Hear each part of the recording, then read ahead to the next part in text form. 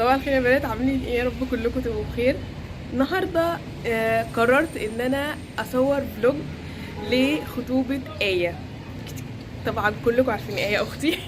فقررنا كده من الاول خالص نحاول نصور كل حاجه هتحصل، على حسب بقى الفيديو هيتقسم ولا هينزل مره واحده. بس المفروض النهارده ان احنا نازلين اللي هو المكان اللي بيبيعوا فيه الاقماش وكده، عشان خاطر نجيب قماش فستان آية عشان هتفصل يعني فستان.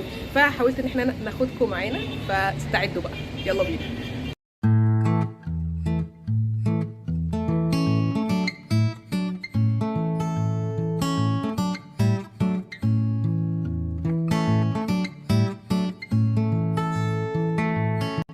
بصوا يا بنات، احنا هنا كده وصلنا لمنطقة اسمها التربيعة، والمنطقة دي في الازهر. المنطقة دي مخصوصة زي ما انتم شايفين للأقمشة فقط، فيها كل انواع الأقمشة اللي تتخيلوها واللي انتوا بتدوروا عليها هتلاقوها هناك بأسعار مختلفة. ولازم ولا بد وحتما ان انتي تفصلي، لازم. تمام. ما تاخديش كده السعر اللي بيقولهولك وخلاص. وطبعا بتخشي حاره جوه حاره جوه حاره زي ما انا هوريكم دلوقتي وافرجكم. بس فعلا هتدوري وهتلاقي اللي انتي بتدوري عليه.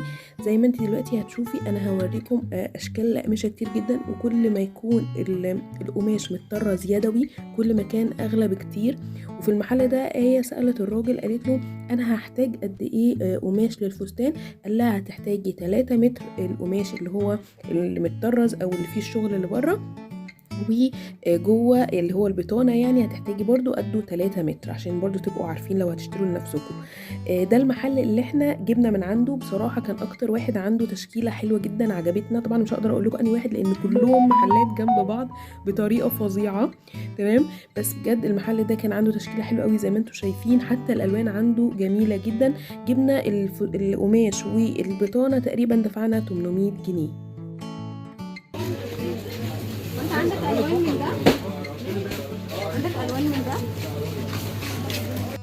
هنا بقى يا بنات وصلنا لمنطقة اسمها الرواعي، ودي برضو قريبة من المنطقة اللي احنا كنا فيها بتاعة الأقمشة، بس في شوارع تانية. والمنطقة الرواعي دي فيها كذا شارع، شارع مخصوص للورود، وشارع مخصوص للنجف، وشارع مخصوص للزراير. وبصوا في هناك حاجات فظيعة بصراحة.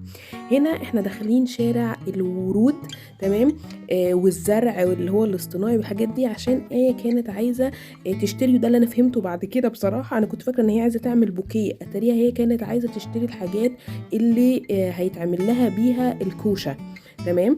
فكانت بتدور على الوان معينه وحاجات معينه زي الفرع اللي انتوا شفتوه ده، كانوا عايزينه عشان كمان هيدهنوه لون فوشيا اللي هتشوفوه بعد كده في الكوشه الروعه.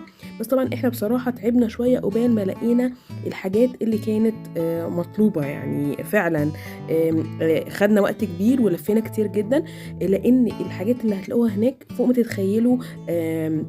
بصوا هتشوفوا اشكال كتير يعني مبهره، وتخلي عينك تزغلل كده. لازم وانتي نازله تكوني اوريدي عارفه ايه اللي هتشتريه بالظبط، وايه الشكل اللي انتي ناويه تنفذيه. فاهمين؟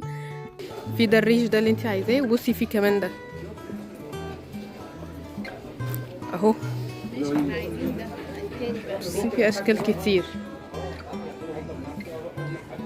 هي عايزه بص مندول من الريش ده. صاحبتها كانت جايباه ساعه خطوبتها ب2.5، احنا لقيناه بسعر تاني خالص. اهو تعالي، لقينا واحد تاني، لقينا عمو واحد تاني عنده اشكال مختلفه. بصوا آية برضو كانت عايزة من البتاع ده ملون. انا طبعا لسه مش عارفة الشكل اللي هي هتعمله ايه بالظبط، اكيد هنعرف مع بعض. بس هي عايزة من ده ملون، بس دايما لاقيينه خوص كده. تمام. فتقريبا هي هترشه. امال الملون ده بكام؟ الكيس ب30 في 10. الكيس ب30 في 10 الملون. وده فين انت؟ ايه ورينا ابو 6 كده. بتقولي فيه 6 لحد 15. ده بكام؟ ده الفرع منه 15 جنيه. تمام. وفين ابو 6؟ ده ب6 الواحد. كيس ب60، يعني الفرع واقف فيه ب6 جنيه. بصوا آية عايزة الحاجات دي علشان خاطر تعمل بيها الكوشة. فاهمين؟ الكوشة اللي هتقعد فيها في الخطوبة. انا لسه فاهمة دلوقتي يا جماعة. بصوا اصلا الريش ده تحفة وفي منه الوان كتير. بصوا كل دي الوان، وده سعره حلو قوي. ده الفرع الواحد ب3 جنيه. في الباكت ده في 10 ب30. فهنشوف بقى هي هتختار ايه في الاخر. عاجبني دول، يا رب تجيبهم.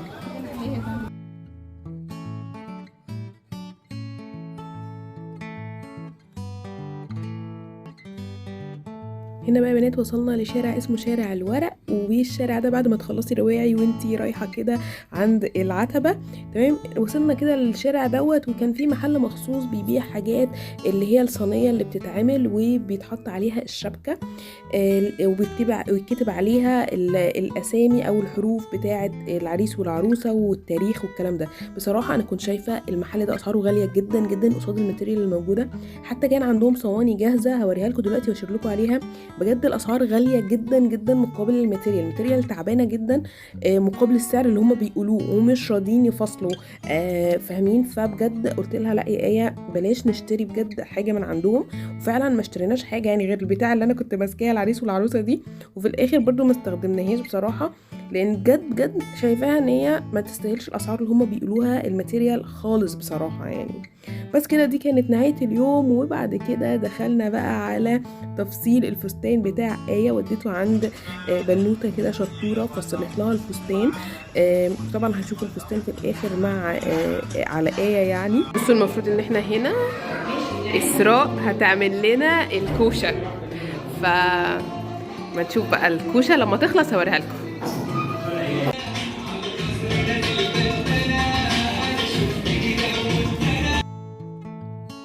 وهنا بقى يجي وقت الميك اب، وإسراء قاعده بتعمل الكوشه. احنا ابتدينا انا وآية مع بعض، عملنا الضوافر زي ما انتم شايفين طلعت جميله ما شاء الله. وكمان ابتدينا نعمل الميك اب. آية يا جماعه كانت عايزه ميك اب رقيق فوق ما تتخيلوا. انا اقنعتها بلون البينك اللي فوق عينيها ده بالعافيه، حتى الرموش ما كانتش عايزه تركب. ركبنا لها الرموش اللي هي النص رمش اللي بيسحب العين ده برده بالعافيه. بس الميك اب طلع تحفه ما شاء الله ورقيق جدا زي ما انتم شايفين. طلع كيوت جدا يعني ما شاء الله، من غير فلتر ولا ايديت ولا اي حاجه، زي ما انتم شايفين رائع. يا دوبك كنا بننفض الباودر واخترنا لون الروج. خلاص خلصنا اصلا يعني، فنشنا كل حاجه، فاضل لنا بس نحط روج. اخترت روج بينك وابتديت احط لها روج، وعينك ما تشوف الا النور. حصلت كارثه والله يا جماعه.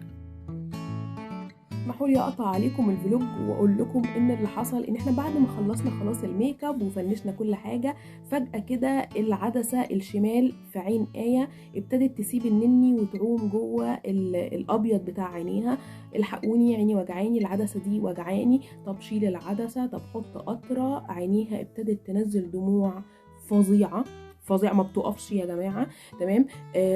طب غمضي عينك، طب حطي قطره، مفيش. فجاه لقينا الحته كمان اللي جنب عينيها دي ابتدت تحمر من كتر الدموع اللي نازله. شلنا نص وشها الشمال كله ميك اب، شلنا كل الميك اب اللي في نص وشها الشمال. قلنا لها طب خلاص ريحي كده مثلا ربع ساعه، وفعلا سيبناها ربع ساعه تريح عشان عينيها ترتاح. بعد كده ارجع احط لها الميك اب. للاسف عينيها طول الربع ساعه عينيها بتدمع، عينيها ما بتوقفش دموع يا جماعه خالص، وابتدت تحمر. والمنطقه دي من كتر ما هي يا عيني عماله تحاول توقف الدموع من كميه الدموع، الحته دي عندها التهبت في جنب عينيها وتحت. عايزه اقول لكم ان احنا حطيت الميك اب لآية في نص وشها دوت 3 مرات يا جماعه، مفيش فايده. المنطقه دي عندها رافضه الميك اب تماما، بتنطره بتفروله من كتر ما هي مش بتوقف دموع تماما. لدرجه ان آية عندها صديقه ليها اصلا برضو زي ميك اب ارتست وممارسه للمهنه بقالها 5 سنين. ندهتها قلت يمكن عندها فكره انا ما جاتش على بالي ولا حاجه عشان نسعف الموقف. دخلت وحاولت برضو نعمل كمان مره الميك اب، وللاسف حصل نفس الحاجه. قالت يا ريم انا بشتغل ميك اب ارتست بقالي 5 سنين، اول مره اشوف حاله زي كده. فعليا يا جماعه الموضوع عارفين عامل زي السحر. بنحط لها الميك اب فجاه الميك اب بيدوب من الدموع وعينيها مش بتوقف دموع.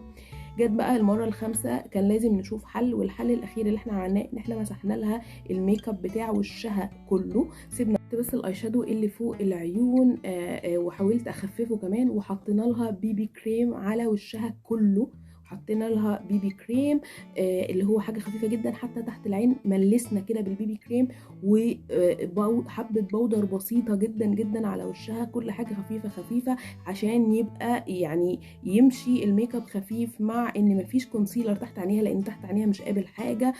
شلنا الرموش لان عينيها خلاص يا عيني ما بقتش مستحمله اي حاجه فوقيها خلاص، حتى الرموش مش مستحمليه، عينيها ابتدت في الاخر كده تقفل، وعينيها احمرت جدا من الاخر. والدموع يا جماعه عايزه اقول لكم ان لحد تاني يوم الخطوبه عينيها ما بتوقفش دموع، وعينيها ملتهبه جدا بدون اي سبب، وفجاه الموضوع قلب نكد، وانا بالنسبه لي قعدت اعيط، وهي يا عيني كانت هتعيط فعلا، وتماسكت على قد ما تقدر عشان نعدي اليوم.